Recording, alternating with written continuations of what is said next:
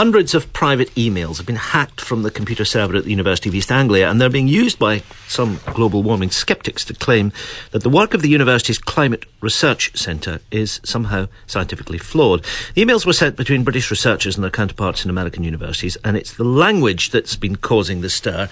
It's all very complicated, but there are discussions about what scientific data should be released, what shouldn't, particularly if it doesn't support the climate change argument. And there are some insults between scientists. Now, those who are on the sceptic side have seized on these emails. One of those sceptics is Lord Lawson, the former Chancellor, whose book An Appeal to Reason is pretty critical of the scientific consensus on climate change, which he finds pretty offensive.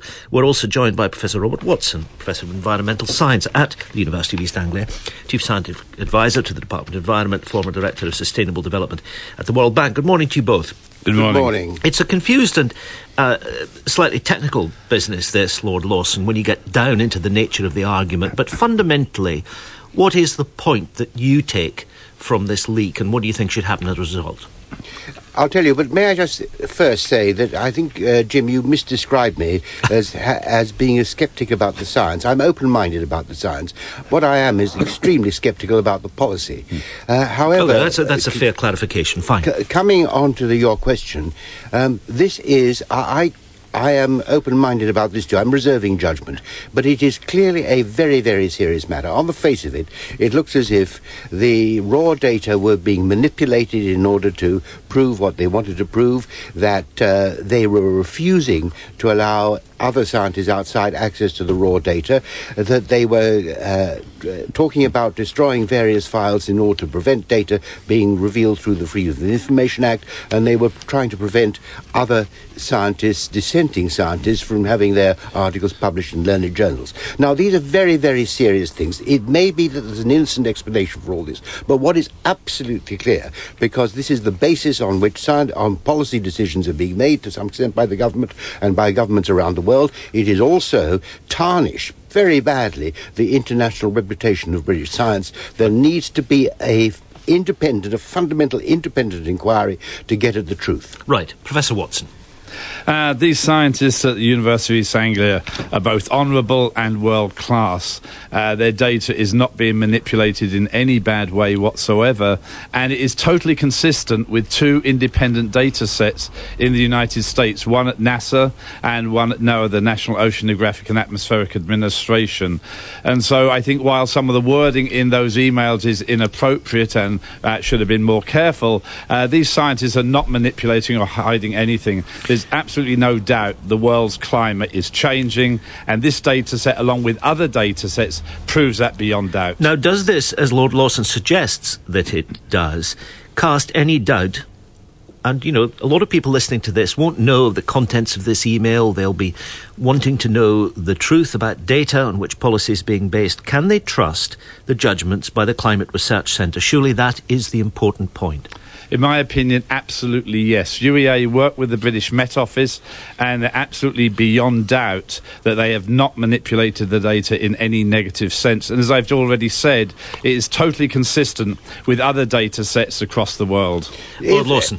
If there's a perfectly innocent explanation for what is going on, they can make that explanation. As I say, I am reserving judgment. What is fundamentally important is that the chairman of the Environment Research Council, which funds the CRU, the Climatic Research Unit, and also the Chancellor of the University of East Anglia, with which it is affiliated, should set up an independent inquiry under somebody who is totally respected and will get at the truth. That is very, very important. Incidentally, when Professor Watson said everybody knows the climate is changing, actually everybody knows it isn't. I mean, the Hadley Centre... Wait a minute. The Hadley Centre of the Met Office produces annual global mean temperature figures, and you can look at those figures and they show that there has been no warming whatsoever this century so far. Right, I must bring Professor Watson in on that point. Yeah, 2 points.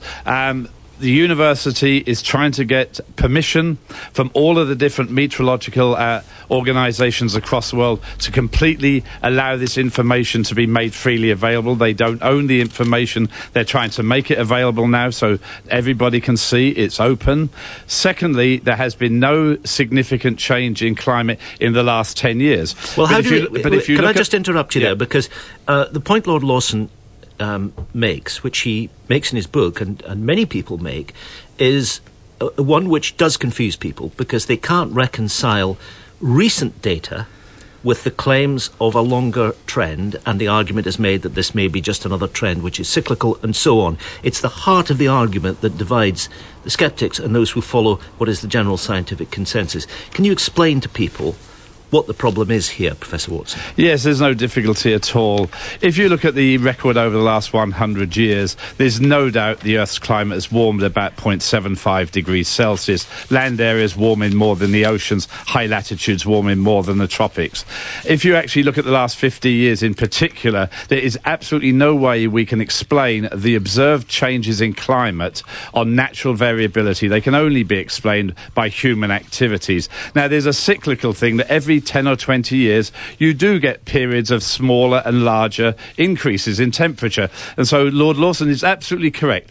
There's been no significant change in the Earth's climate in the last 5 to 10 years, but those 5 or 10 years have been the warmest years on record. So there's no debate, no uncertainty in this whatsoever. But if you look at the last 50 years, a very significant increase that can only be explained by the actions of humans, burning fossil fuels and deforestation. Professor Robert Watson, Lord Lawson, thank you both.